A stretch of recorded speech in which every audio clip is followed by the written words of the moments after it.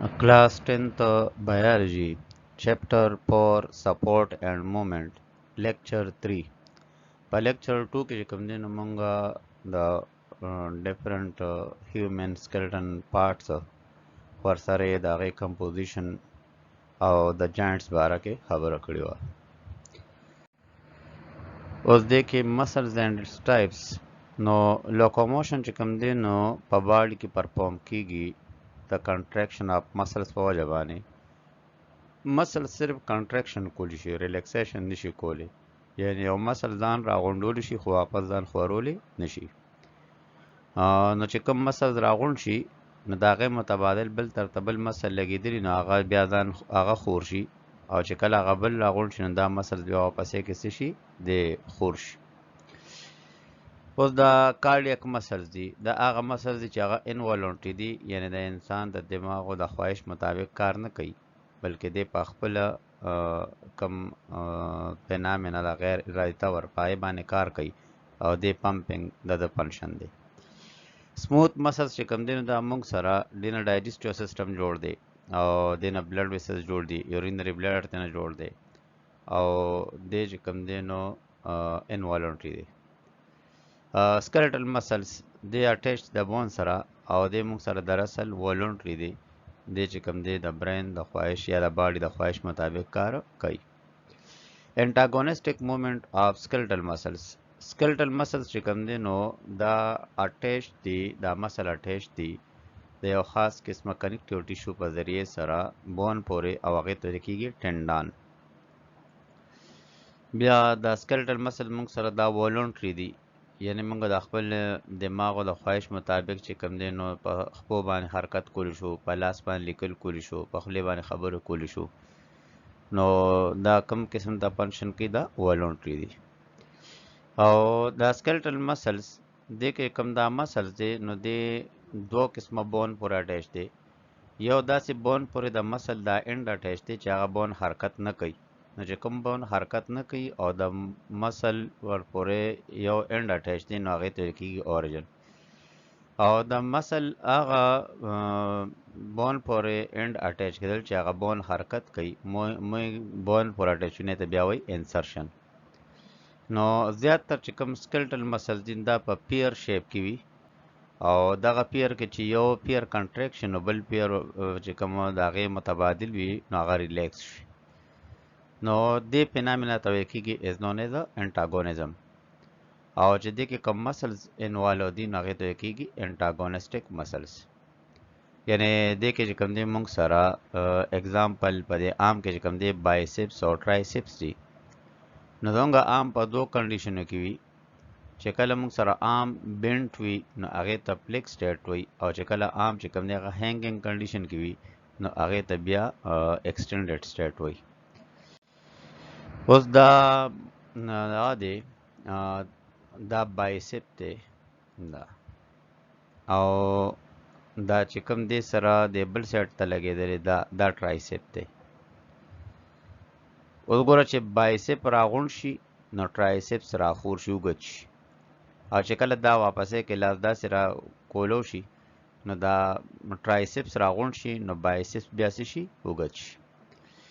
او دا بایسپس دی بون پر اټیچ دی نو دا یو بون حرکت نه کوي، دی په ځای ولاړ دی، نو د بایسپس دا انډ چې دی بون پر اټیچ دی ته وایي اورجن. دا شان د ټرایسپس هم دا انډ چې دی بون پر اټیچ دی ته وایي کېږي اورجن.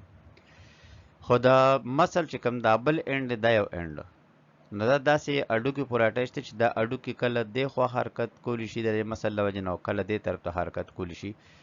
نو د مسل د دې انډ چې کوم داسې بون پورې اټیچ دی چې هغه بون د هغه مسل له وجې نه حرکت کوي نو هغه انډ ته وایي انسرشن. نو دا انډ یې موږ سره دی انسرشن.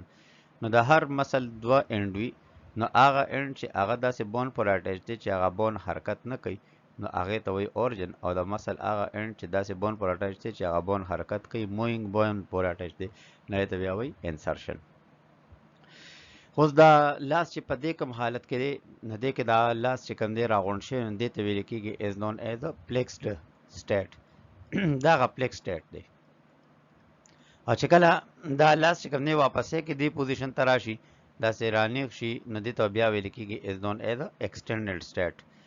نو په پلیک سټیټ کې چې کوم دی نو بایسپ راغونډ وي نو ټرایسپ چې کوم دی خور وي او چې کله ایکسټینډډ سټیټ وي نو بیا به دا ټرایسپ پر راغونډ وي او بایسپ پس شي خواره بشي نو دوه سټیټه کې چې کوم دی موږ سره عام موجود دی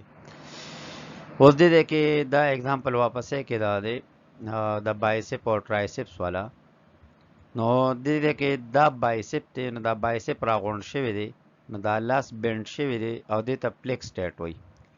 او دا ټرایسپ چې کوم دی نو د دې وخت کې ایکسټینډډ شوی دی اوس د دې دا اپوزټ دې ډایګرام ته وګورئ او دې ته پلیک سټیټ وایي دا چې کوم دا لومبه ډایګرام دی دې ته پلیک سټیټ وایي دی بلکې دا لاس راخور شوی دی چې لاس راخور شوی نو دا مسل راغونډ شوی دی او دا یو مسل خور شوی دی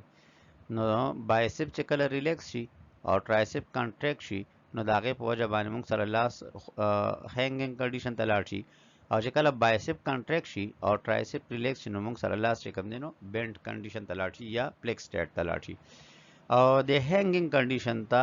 دې ته بل نوم اخیستل کېږي also known as extended state بل disorders of skeletal muscles نو د skeletal muscles د وجه نه different disorder په باډي کې راځي چې هغې کې یا اډوکي مات شي نو ته بیا فریکچر بون وایي یا یو اکسیډنټ وشي نو پای کې کوم دی مسلس هغه د بون نه کټ شي نو بیا هغه بون وغیره حرکت نه کوي یا د بون ټو بون دی کې چې کوم جاینټس دي پای کې کوم دی نو مختلف قسم ته پړسوب راشي یا زخم وشي نو آی د وجې نه بیا چې کوم دی نو بیا سکeleton حرکت نه کوي نو د ډیفرنٹ ټایپس دي په ډس آرډر اف سکeleton کې یو ټایپ آی ته ویل کېږي آسټیوپوروسس دا چې کله په وینه کې کیلشیم سیوا وي نو کیلشیم اډوکو پورې نښلي او اډوکې مضبوطیږي او چې کله وینه کې کیلشیم کم شي ځکه چې یو کس کله کیلشیم نه خوري په خوراک کې کیلشیم نه خوري نو د هغه په وینه کې کیلشیم کم شي نو وینه چې کم دی نو خپل کیلشیم لیول برقرار ساتي نو هغه بیا د اډوکو نه کیلشیم را جدا کوي او چې د اډوکو نه واپسې کې کیلشیم را جدا کړي ځکه وینه کې د کیلشیم کمی نو د بهر نه کیلشیم راځي نه نو بیا وینه ځان ته کیلشیم برقرار ساتي نو هغه کیلشیم واپس د اډوکو نه را جدا کړي او خپل لیول برقرار کړي نو په دغه دوران کې په اډوکو کې سوري پیدا شي او دې ته آسټیوپوروسس وایي دې کنډیشن ته آسټیوپوروسس وایي نو آسټیوپوروسس کې اډوکې انتهایی نرم شي او اډوکې چې کم دی نو په لږ زور کم پې راځي نو هغه بیا ماتیږي بل چې کم دی نو موږ سره ارترایټس دی ارترایټس د اصل سویلنګ جاینټس یا انفلیمډ جاینټ ورته وایي یعنې جاینټ را پړسېدل او ارترایټس چې کم دی دې کې پرمننټلی جاینټ فنکشن پرېږدي دې کې چې کوم دی جاینټ درد کوي جاینټ پکې چې کوم دی سخت وي او جاینټ را پړسېدلی وي او ارترایټس چې کوم دی نو موږ سره دې کې چې کله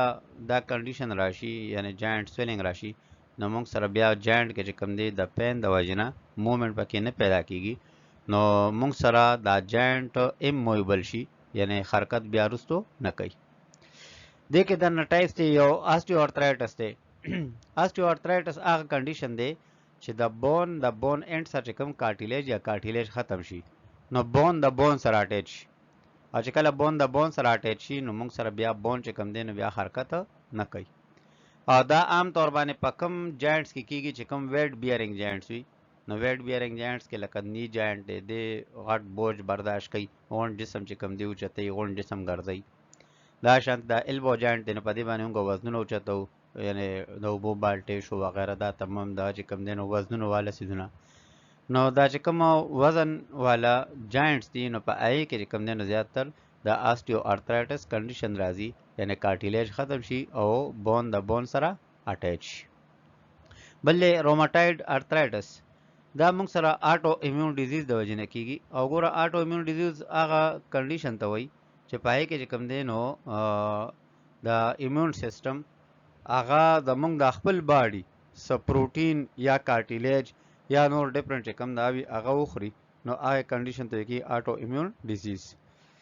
نو آټو ایمیون ډیزیز چې کوم دی نو زموږ خپل باډي د هغې چې کوم ډیفرنٹ دا دي نو کنډیشن دي د هغې په وجه باندې کوم دا راځي نو هغې ته آټو ایمیون ډیزیز وایي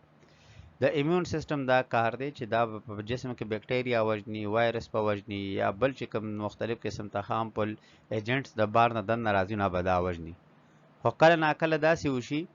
چې زمونږ په جسم کې داسې پروټین پیدا شي چې هغه زمونږ د جسم یو سیل پورې ونښلي. زمونږ د خپل جسم پروټین وي خو هغه زمونږ د ایمیون سیستم وایي چې دا زما د جسم حصه نه ده.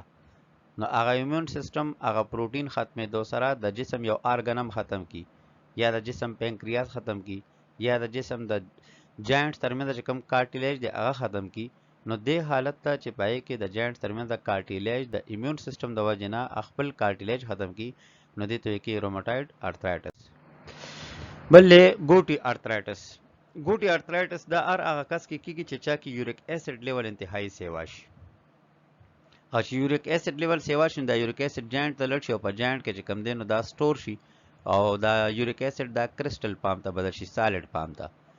او د هغې په وجه باندې د باډي کې چې کم جاینټ سه پای کې بیا موومنټ نه کیږي، نو دې کنډیشن ته کې از نون ایز ګوټي ارترایټس.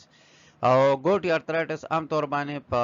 د بیگ د غټ چې کم د خپې ګوتې دی کې کیږي، یا په نی جاینټ کې کیږي، یا په ریسټ کې کیږي، یا په فنگر کې کیږي. د ټریټمنټ اف ارترایټس، د ارترایټس چې کوم ټریټمنټ ته هغه عام طور باندې داسې قسمه دوايانې خوړل چې هغه د جاینټ هغه پین کم کی، درد کم کی. نو دې کې عام طور باندې دوايانې هغه انالجیزیک دي چې پین کلر دي. دویم سټیراید، نان سټیراید انټي انفلیمیټری ډرګز دي. دا نان سټیراید انټي انفلیمیټری ډرګز هغه دي چې هغه موږ سره پړسوب ختمي. او سرجری چې کوم دی نو د دې علاج دی چې پای کې کوم دی نو دا نیچرل جاینټ دا ریپلیس شي د ارټیفیشل جاینټ په ذریعه سره. اوس دا موږ سره د ډایګرام کې دا هیلدی جاینټ دی، دا موږ سره هیلدی جاینټ دی چې پای کې بون چې کوم دی نو مکمل دننه د بون اناټمی خودري دا بون اناټمی هیلدی ده. بیا دا چې کوم کنډیشن دی دا وګورئ د دې کې دا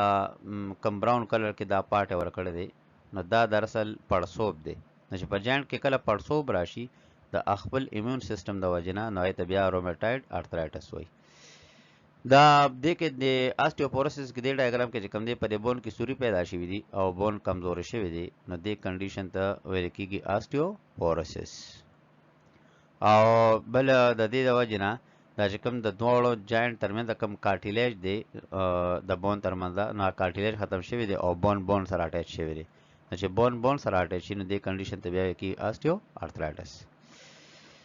دا ګوټي ارترایټس دی دا چې کوم دی نو دا فنگر دی، د فنگر کې د جاینټ منځ کې چې کوم دی نو دا یوریک اسید انخت دی او هغه یوریک اسید چې کوم دی نو څه ته کنورټ شوی دی، هغه کرسټل ته فارم ته کنورټ شوی دی. نو د هغې په وجه باندې دا وګورئ د خپې د حصه چې کوم دی دا داسې راپړسېدلي وي د ګوټي ارترایټس والا. او دې کنډیشن ته چې کوم دی نو څه ویل کېږي، دې ته ګوټي ارترایټس ډیزیز ویل کېږي یا ډس آرډر ویل کېږي. کی پوینټس نو سکیلټل سیستم کوم دی نو دا په هارډ لیوینګ سبسټانس باندې مشتمل دی او هغه باډي ته فریم ورک ورکوي یا شیپ یا سپورټ ورکوي. هیومن سکیلټن چې کوم دی نو دوه ایزو کې تقسیم شوی، یو یې ته ایکزیل سکیلټن وایي او بل ته اپنډیکولر سکیلټن وایي. په ایکزیل سکیلټن کې چې کوم دی نو مشتمل دی ریبز، سکل او ورټبرل کالم، او په اپنډیکولر سکیلټن کې مشتمل دی پیکټورل ګلډر او پیلویک ګلډر. بیا هیومن سکیلټن د دوه قسمه سیزونه جوړ دی، یو بون دی او بل کارټیلیج دی. کارټیلیج چې کوم دی نو دا نرم دی او بون چې کوم دی هغه ریجډ دی او دواړه کنیکټیو ټیشو دی، یعنی بون هم کنیکټیو ټیشو دی، کارټیلیج هم کنیکټیو ټیشو دی. جاینټس دا هغه پلیس دی ځای دی چې پای کې دوه بون یو بل سره اٹیچ وي. اوس موږ سره د جاینټس ټایپس دي، دا د هغې د ایکسټنشن حساب سره یعنی د موومنټ حساب سره چې څوک موومنټ نه کوي نو هغه جاینټ ته بیا اموویبل جاینټ وایي. چې کوم لږ موومنټ کوي سلایټلی موویبل جاینټ، او چې کوم ډېر زیات موومنټ کوي نو ته فریلی موویبل جاینټس. د مسل 3 ټایپس دي، نو یو ټایپ چې کوم دی نو ته سکلټل مسلز وایي چې هغه هډوکو پورې اټیچ وي. دویم ته سموث مسلز وایي چې د هغې نه ډایجسټیو سیسټم او ریسپایریټري، سرکولیټري، یورینري سیسټم دا ټول ترې نه جوړ دي. او دریم مسله ته کارډیک مسل وایي، د هغې نه هارټ جوړ دی. مسلز چې کوم دی نو دا کنټریکشن کولی شي او د دې د کنټریکشن د وجې نه موږ سره ډفرنټ موومنټ په باډي کې پیدا کیږي. او بونس چې کوم دی نو دا موږ سره هارډیسټ پارټ دی د باډي او دې نه سکیلټل سیسټم جوړ شوی دی، او چې کله دې کې چینجز راشي نو ته بیا ډیفارمیشنز وایي. Which of these is a part of the appendicular skeleton? No, aga mangsara pectoral, geldal. The joints between the skull bones are an example of the immovable joints. Which type of a joint is present between the vertebrae? No, slightly movable joints. Which of the following is not a part of the axial skeleton? No, leg bones. Bones are stronger than cartilage due to the presence of no calcium phosphate. The main protein in the matrix of cartilage is no, collagen. Which connective tissue is attaches two bones at a joint, no, ligament. In which disease do the bones become weak and brittle? No, osteoporosis. The point where the muscle attaches to the fixed bone is called no, origin. Arthritis is defined as an inflammation in joints.